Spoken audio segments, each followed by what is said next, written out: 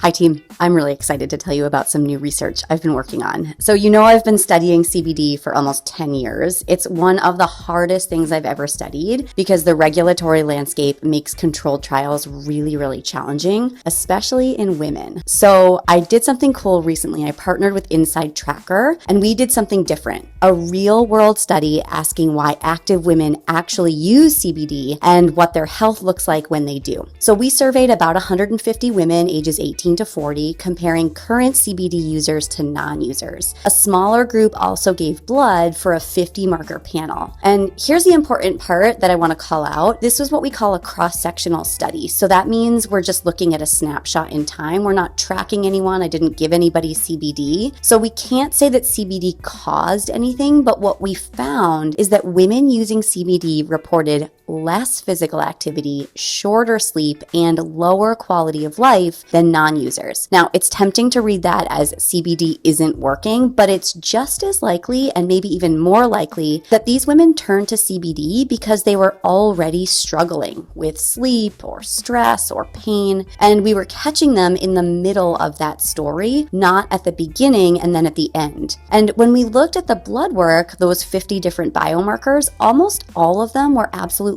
identical between users and non-users. The few that differed were actually still within normal, healthy range. And so here's how I read this. These women may have started in a harder place, and by the time we measured them, they looked a lot closer to the non-users that weren't struggling as much. And so that's not proof that CBD helped, but it's a real possibility, and this data can't rule it out. And that's exactly why we need longitudinal research that follows women over time, not just a single snapshot. So this is one of the first studies even to ask this question, especially in women, since most of the CBD research has been done in men, despite the fact that most users are actually women. So more to come on this. If you want to read the study, the link is in my bio, and stay tuned for more real-world research on the therapies you're all using every day.